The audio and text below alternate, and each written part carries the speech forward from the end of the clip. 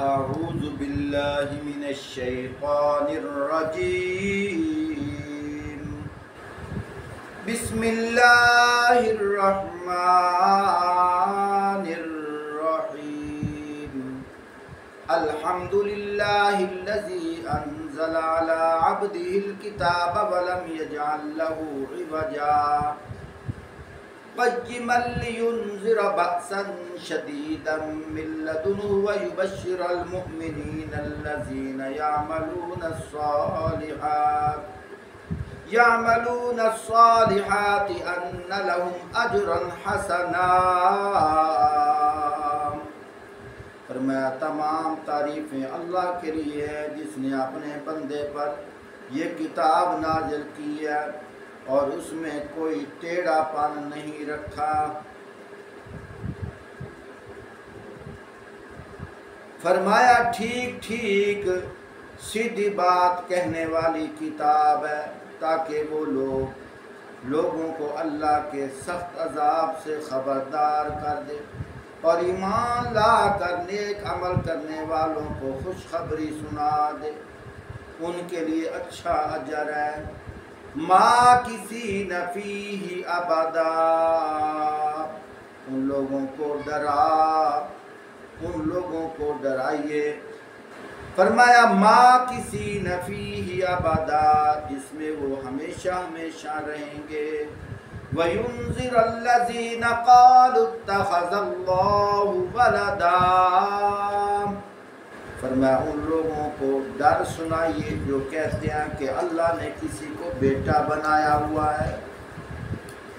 مَا لَهُمْ بِهِ مِنْ عِلْمٍ وَلَا لِآبَائِهِمْ كَبُرَتْ كَلِمَةً تَخْرُجُ مِنْ أَفْوَاهِهِمْ إِنْ يَقُولُونَ إِلَّا كَذِبًا. فرمایا اس بات کا نہ انہیں کوئی علم ہے نہ اس کے باپ دادا کو تھا.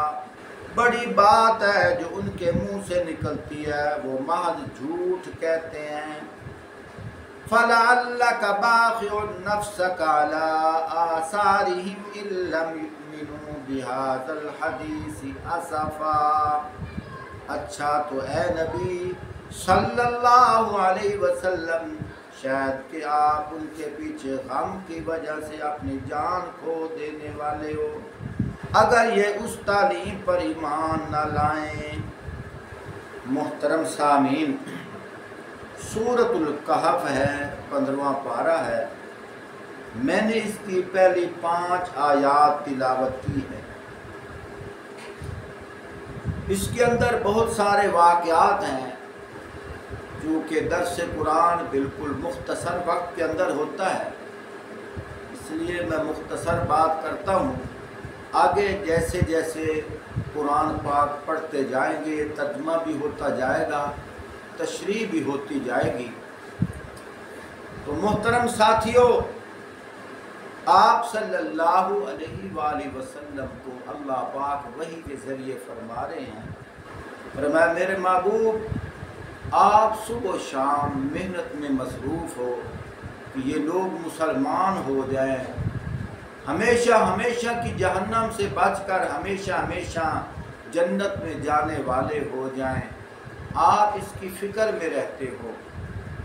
تو اللہ پاک فرما رہے ہیں میرے محبوب جنہوں نے جو ایمان لائیں گے نیک عمل کریں گے جن کے مقدر میں جنت ہے وہ تو جائیں گے، اور جو ایمان نہیں لائیں گے نیک اعمال نہیں کریں گے جن کے مقدر میں جنت نہیں ہے فرمایا میرے محبوب وہ جنت میں نہیں جا سکتے.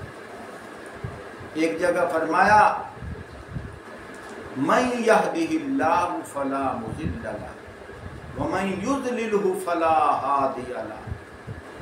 فرمایا جس کو اللہ پاک ہدایت دینا چاہیں اسے کوئی گمراہ نہیں کر سکتا، اور جسے اللہ پاک گمراہ کرنا چاہیں اسے کوئی ہدایت نہیں دے سکتا.